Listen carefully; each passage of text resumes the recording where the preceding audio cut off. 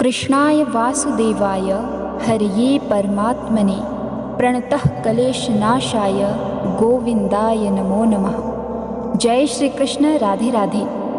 तो बंधुओं, आज हम इस वीडियो में श्रीमद् भगवद गीता के 11वें अध्याय विश्वरूप दर्शन योग का श्रवण करेंगे। बंधुओं, आज हम इस श्रृंखला के सबसे महत्वपूर्ण पड़ाव पर आ चुके हैं, जहां भगवान श्री कृष्ण अर्जुन को विराट विश्व रूप का दर्शन कराते हैं। आज हम भी शब्दों के माध्यम से प्रभु के विराट रूप का दर्शन करेंगे और जानेंगे कि श्रीमद् भगवद गीता के 11वें अध्याय से क्या सीखा जा सकता है। बंधुओं, अधूरा ज्ञान हमारे किसी काम का नहीं होता, इसीलिए वीडियो को पूरा अंत तक देखें। अगर आप इस चैनल पर पहली बार आए हैं और आपने अभी तक इसे सब्सक्राइब नहीं किया है, तो आज ही चैनल को सब्सक्राइब करके बेल आइकन को प्रेस कर दीजिए, ताकि हमारे वीडियोस की नोटिफिकेशन आपको मिलती रहे। तो बंधुओं, श्रीमद् भगवद गीता के 10वें अध्याय में हमने जाना था कि क्या भगवान का कोई रूप होता है, भगवान कहाँ कहाँ किस किस रूप में रहते हैं, क्या मनुष्यों के लिए भगवान को पूरा जान पाना संभव है। पिछले अध्याय में श्री कृष्ण ने अर्जुन की भक्ति को पोषित और प्रगाढ़ करने के लिए अपनी दिव्य विभूतियों का वर्णन किया था। अध्याय के अंत में वे स्पष्ट रूप से अपने असीम विश्व रूप का उल्लेख करते हुए कहते हैं कि उसमें दिखाई देने वाले सभी सौंदर्य, ऐश्वर्य, तेज और शक्तियों को उनके तेज का स्फुलिंग मानो। इस अध्याय में अर्जुन श्री कृष्ण से प्रार्थना करते हैं कि वे उसे अपने विराट रूप या सभी ब्रह्मांड में व्याप्त अपने अनंत ब्रह्मांडी विराट रूप का दर्शन कराएं और अर्जुन को अपने दिव्य रूप को देखने के लिए दिव्य दृष्टि प्रदान करते हैं। तो चलिए शुरू करते हैं श्रीमद् भगवद गीता का 11वां अध्याय विश्वरूप दर्शन योग। अर्जुन ने कहा, हे भगवान, मुझ पर कृपा करके अत्यंत गुप्त आध्यात्म विषयक वचन जो आपने कहे, उनसे मेरा मोह दूर हो गया है। हे कमल नेत्र, मैंने जीवों की उत्पत्ति और नाश का कारण और आपका अक्षय महात्म्य आपके मुखारविंद से विस्तार पूर्वक सुना। हे पुरुषोत्तम, आपने जैसा अपना वर्णन किया वह आपका रूप देखने की मेरी इच्छा है। हे योगेश्वर, हे मधुसूदन, आप यदि मुझे उसको देखने योग्य समझे तो आप अपना वह अव्यय रूप मुझे दिखलाइए।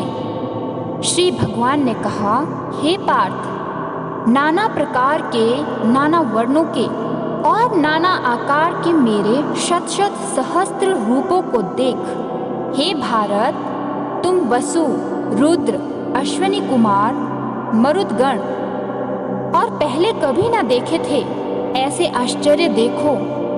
हे गुणाकेश, चराचय सहित यह जगत देखो तथा और जो कुछ देखना चाहते हो यहाँ मेरी देह में देख लो, परंतु इन नेत्रों से मुझे नहीं देख सकोगे, इसीलिए मैं तुमको दिव्य नेत्र देता हूँ, उनसे मेरा दिव्य रूप देखो।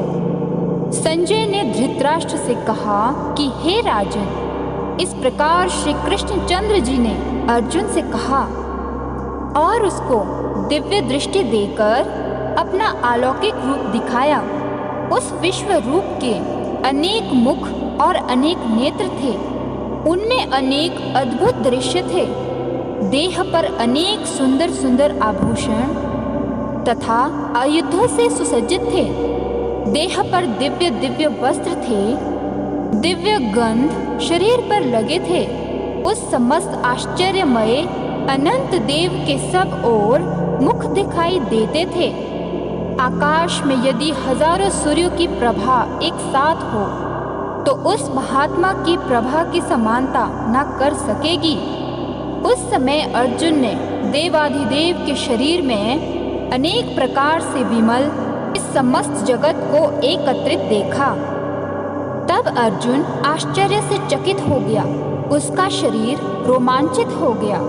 उसने शीश नवाकर हाथ जोड़कर कहा, हे देव, तुम्हारे देह में सब देव, भिन्न भिन्न प्राणियों के समुदाय, कमलासन पर बैठे हुए देवताओं के ईश, ब्रह्मा, संपूर्ण ऋषि और दिव्य सर्पों को मैं देखता हूँ। हे विश्वेश्वर, तुम्हारे अनेक भुजा, अनेक उदर, अनेक मुख, अनेक नेत्र है। तुम्हारा रूप अनंत है। तुम्हारे अंत और आदि को नहीं देखता, किंतु समस्त विश्व में तुम्हारा ही रूप देखता हूँ।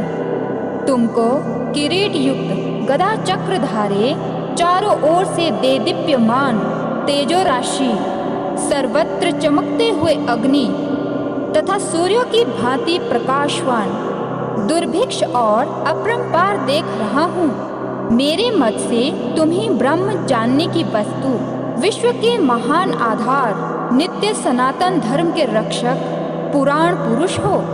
मैं आपको आदि, मध्य तथा अंत से रहित, अनंत शक्ति, अनंत भुज, चंद्र सूर्य है। नेत्र जिसके ऐसे कांतिमान, अग्नि के सदृश मुख वाला, अपने तेज से इस संपूर्ण संसार को तपते हुए देख रहा हूँ। हे महात्मन, पृथ्वी और आकाश के मध्य का वह अनंत और संपूर्ण दिशाएं आपसे ही व्याप्त हो रही है। आपका यह अद्भुत और उग्र रूप देख तीनों लोग व्यथित हो रहे हैं। यह देखो, देवताओं के समूह तुम्हारी शरण आ रहे हैं। उनमें कितने ही भयभीत होकर हाथ जोड़ आपकी प्रार्थना कर रहे हैं। महर्षियों और सिद्धों का समूह स्वास्ति कहकर नाना प्रकार से आपकी प्रशंसा कर रहा है। रुद्र, आदित्य, वसु, साध्य, विश्वदेव, अश्विनी, मारुत, पितृ, गंधर्व, यक्ष, असुर, सिद्ध, इनके संग विस्मित होकर आपकी ओर टकटकी लगाकर देख रहे हैं। हे महाबाहो, अनेक नेत्र, अनेक बाहु, अनेक जांघ, अनेक पेट, कराल दंत युक्त आपका यह विशाल रूप देख तब अत्यंत भयभीत हो रहे हैं और मैं भी घबरा रहा हूँ। आकाश तक पहुँचे हुए आपके प्रकाशमान, अनेक वर्षों से फैलाए हुए मुख के जलने वाले विशाल नेत्र युक्त तुमको देखकर, हे विष्णु, मेरा जी घबरा रहा है। मुझसे धैर्य धरा नहीं जाता और चित्त स्थिर नहीं होता। हे देवेश, हे जगन निवास, इन भयंकर दाढ़ों वाले कालग्नि के सदृश आपके मुखों को देखकर मुझे दिशा नहीं सूझती, मैं शांति नहीं पाता। अतएव मुझ पर दया करो। धृतराष्ट्र के दुर्योधन आदि पुत्र, अपने साथ अनेक राजाओं सहित और भीष्म, द्रोण और कर्ण तथा हमारी ओर से मुख्य मुख्य योद्धा बड़ी बड़ी दाढ़ों से युक्त विकराल आपके मुख में शीघ्रता से प्रवेश कर रहे हैं और उसमें कितने लोग आपके दांतों में दबकर ऐसे दिखाई देते हैं मानो उनका शरीर चूर्ण हो गया है। जैसे नदियों की अनेक जल धाराएं जब समुद्र की ओर बहती है, वैसे ही ये मनुष्य लोक के वीर आपके प्रज्वलित मुखों में प्रवेश कर रहे हैं। अग्नि में पतंगे जैसे गिरते यह सब भी अपने नाश के लिए आपके मुख में बड़ी तेजी से प्रवेश कर रहे हैं। हे विष्णु, जलते हुए मुखों के चारों ओर से सब वीरों को निगलकर आप जीभ चाट रहे हैं। आपकी तीक्ष्ण प्रभाएं समस्त संसार को तेज से व्याप्त कर तृप्त कर रही है। यह भयानक रूपधारी कौन है, यह मुझसे कहा। हे देवकर, आपको नमस्कार है, मुझ पर आप प्रसन्न हो। हे जगतकर्ता आदि पुरुष, आपको जानने की मैं इच्छा रखता हूँ, क्योंकि आपकी यह प्रवृत्ति मेरी समझ में नहीं आती।